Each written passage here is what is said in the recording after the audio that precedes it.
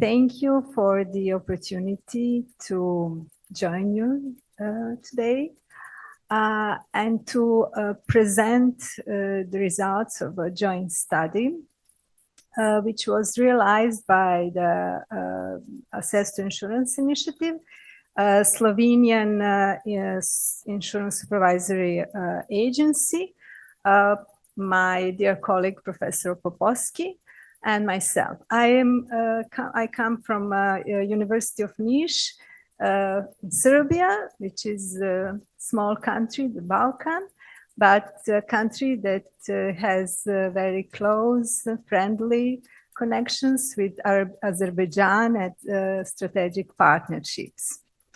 So why this topic?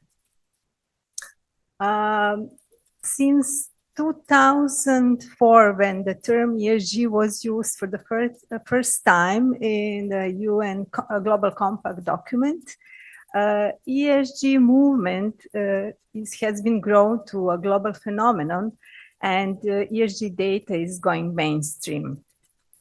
As risk managers, risk carriers, investors, insurance industry plays a critical role in transition to a net zero, resilient, and socially just economy. Insurance regulators and supervisors also taking growing interest in sustainability issues by requiring high scrutiny about ESG issues. In the European Union, the European Union is the global leader in integrating ESG issues into its regulatory framework. In comparison to the European Union, for the most countries of the CEET region, ESG agenda is still an ambitious development challenge, overshadowed by existing socioeconomic and political challenges in those countries. And consequently, there are few researches on this topic. And particularly for that reason, the aim of our study was to fill this gap. And there are, of course, the study is, of course, manifold purpose. And in the first place, the aim was to assess the current status of the insurance regulations and initiatives promoting sustainable insurance growth in the CEET region. With this aim, we realized a survey in the period January-March 2023. We sent questionnaires to 30 authorities from 27 CEET countries. We received high responsiveness rate of 82%.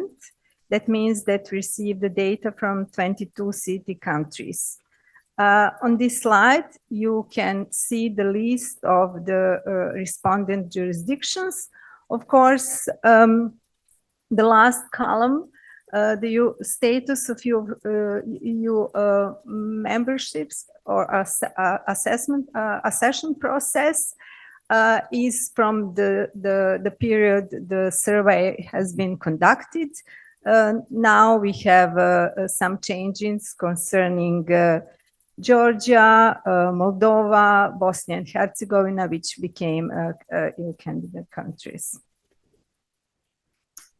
The questionnaire was divided into 4 main parts and consisted of 22 questions.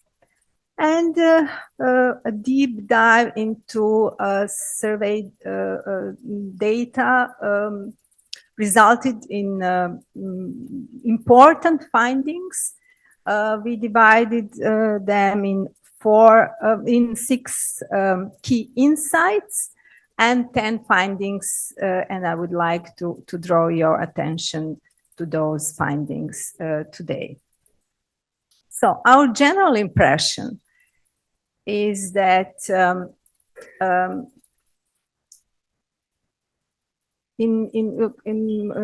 globally, when we talk about the insurance sector consideration of ESG issues and risks, there are globally a lot of efforts in this regard, particularly in the European Union.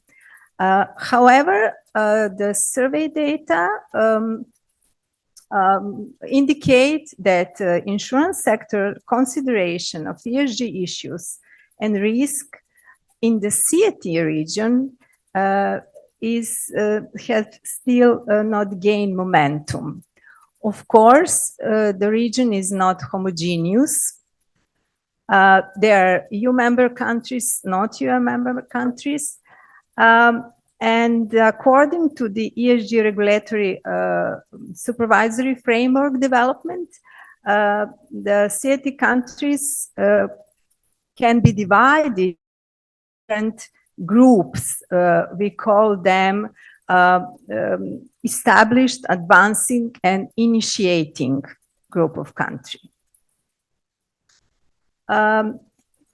In the first group of countries, established, here belong some EU countries like Latvia, Lithuania, Slovenia, Croatia, and Israel, independently of EU.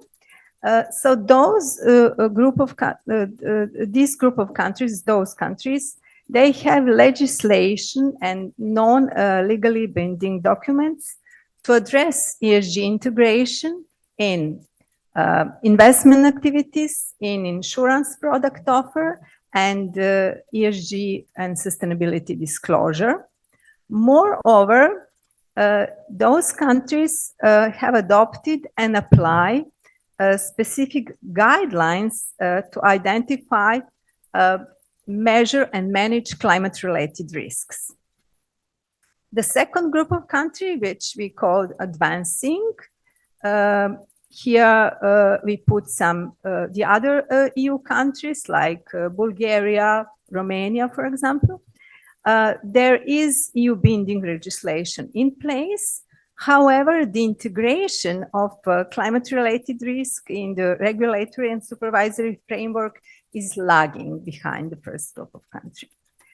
And the third group of countries, initiating group, here we put Western Balkan countries, Eastern European and Transcaucasia countries.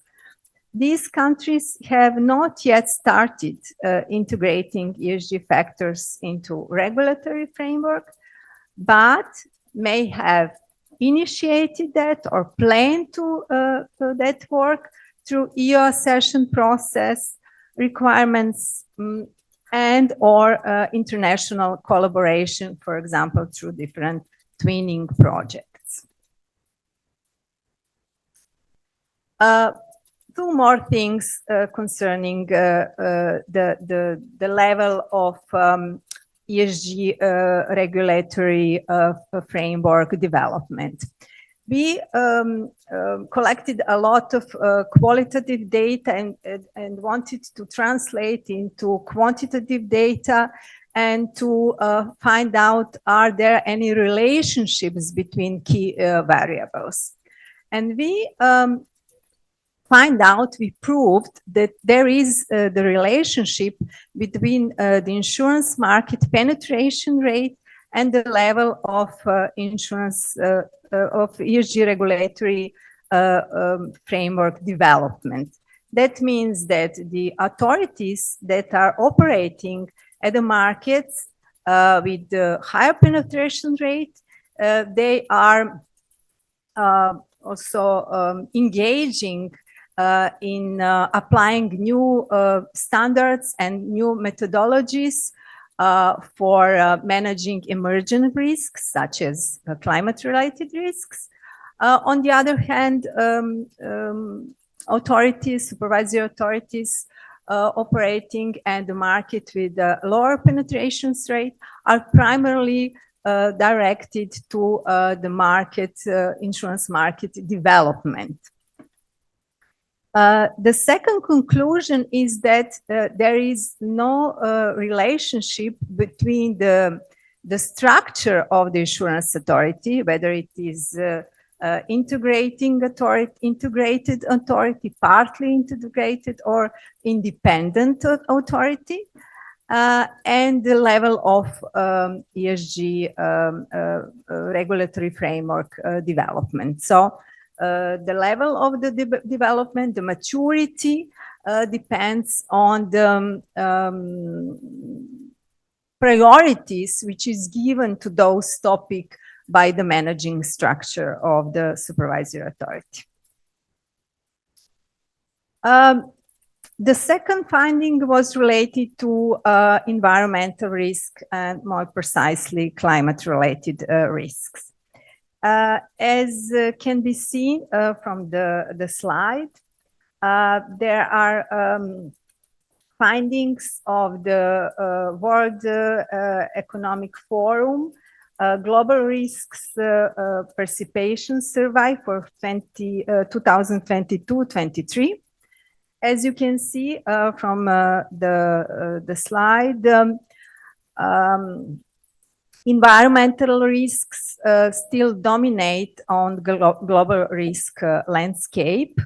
They are second severe ranked risks in the 2-year time frame, and first 4 places on the list of the in the 10 years period, they all belong to environmental risks.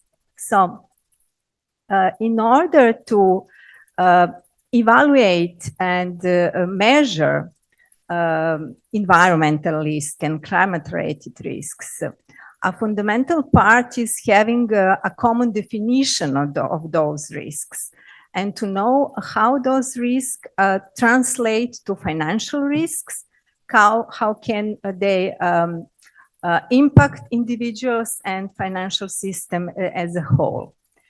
9 of 23 authorities have definitions of climate-related risk, and those are the definitions which can see on the slide, given in the documents by European Commission and EIOPA documents. Moreover, we wanted to know are they how many respondents apply different qualitative and quantitative criteria for assessment of those risks. And as you can see, almost 40% of the supervisory authorities apply, they established and apply qualitative criteria like scenario analysis, and quantitative criteria like stress tests for the assessment of the impact of climate-related risks. And this stage of the survey, our aim was to draw attention to raise awareness of those risks and of the necessity to develop competencies of evaluation, measurements, competencies of the authorities. They're missing them. Although a number of authorities have been established and apply different assessment methodologies, the industry is still in experimentation phase.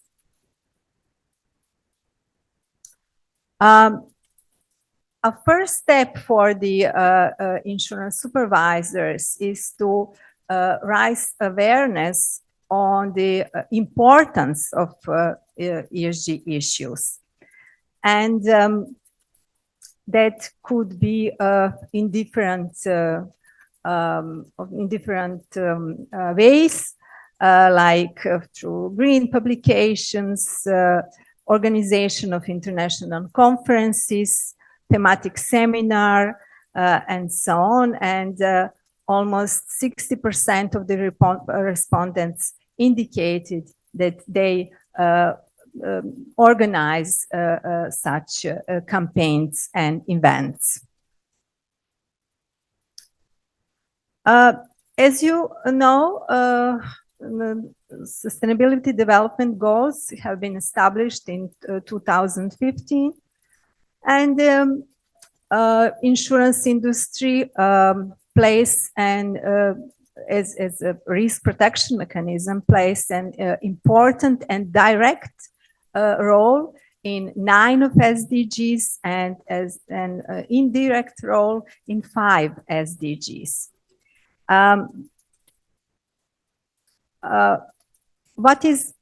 What we wanted here to stress is that there is many of countries, almost all countries which we investigated, they have national policy approaches to reach sustainable development goals. However, there are just a few countries which are listed here. They have, which have national sustainable finance strategies, which were focused on financial sector contribution to SDGs. So if we have in mind that the aim of those documents is to green financial services, is to coordinate different stakeholders like supervisor, regulators, government, insurance companies, to promote sustainable finance, to intensify the participation on the private sector in financing of sustainable projects. So if we have all that in mind, our conclusion is that there is a need to develop and further promote national sustainable finance strategies. When we still speak about SDGs, we found out that the role of the insurance in achieving SDGs is not fully recognized and understood by supervisors. Why I said that? Because as you see from the answers, 25% of the respondents said that indicate that the role of the insurance industry is to support national and regional climate initiatives or to promote the importance of the insurance sector in achieving SDGs. However, when we have in mind that under their mandate, supervisory or insurance companies already collect very important data, like on premiums, claims, distribution channel, and so on, which can support and inform SDGs. So having that in mind, our opinion is that the role of the insurance in achieving SDGs is not fully recognized and understood. The survey was also focused on the list of supervisory priorities of CEET authorities. As you can see from the slide, the authorities, 64% of the authorities gave attention to sustainable finance as a supervisory priority. But of course, priorities such as solvency supervision, market conduct, and financial stability are still dominate among these authorities. The survey was also focused on investigating the materially important factors in the insurance industry.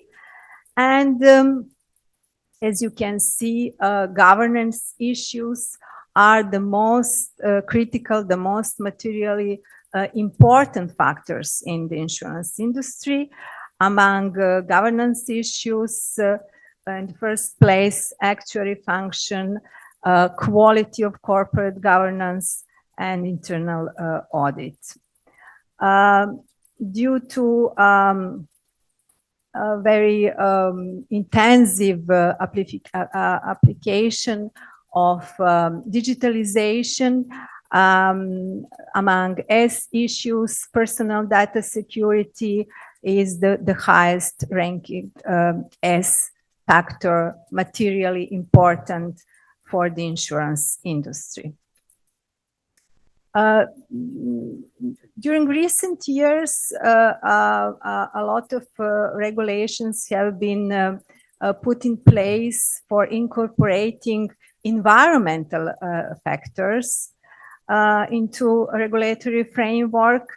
However, as you can see from the slide, it seems that environmental issues are gaining traction at a lower pace in the CEET countries, but this should be, that does not diminish the importance on environmental factor. On the contrary, a lot of efforts should be given in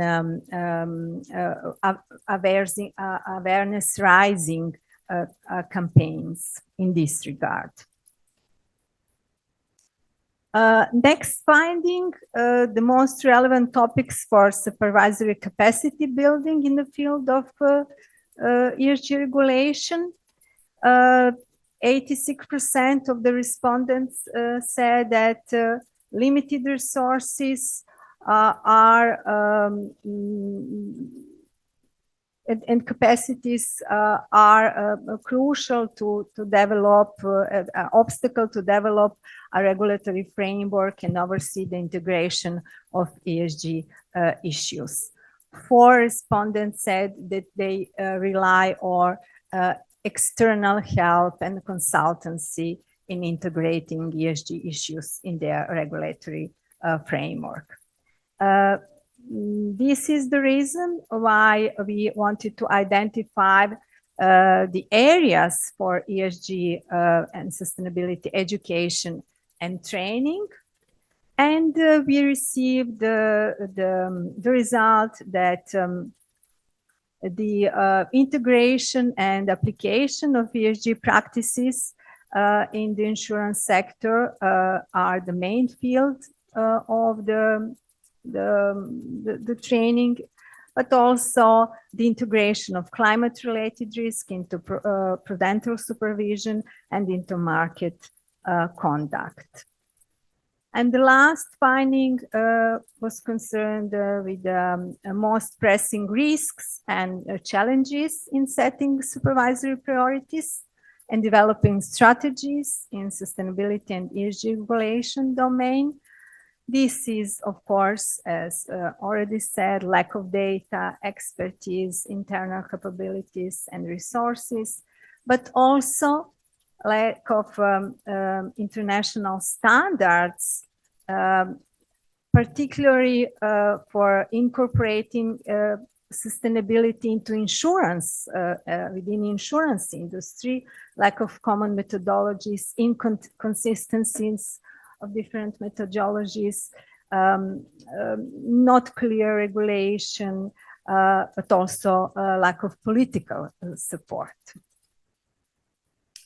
So finally, upon these findings, we draw up some conclusions, some conclusions and recommendations at the government and national supervisory authorities level. So the governments should prioritize actions to drive sustainable finance and incorporate ESG and sustainability into the regulatory frameworks. As I already stressed, they should give more attention to national sustainable finance strategies development, which should incorporate SDGs and ESG principles and standards into their regulatory frameworks, but also fostering strong collaboration with financial sector stakeholders, raise awareness among stakeholders, raise awareness campaigns, education, research projects in the area of sustainability. By doing these, governments will make a conducive environment to for sustainable finance. As we talk about national supervisory authorities, they also should prioritize several actions to build more resilient insurance industry, such as promoting ESG-related guidelines and standards, then strengthening governance and oversight, fostering technical dialogue among insurance supervisors, but also among NGOs, universities, and of course, prioritizing training programs and facilitating knowledge transfer. By doing so, supervisory authorities will help insurance industry to be more responsible and sustainable. Thank you very much for your attention.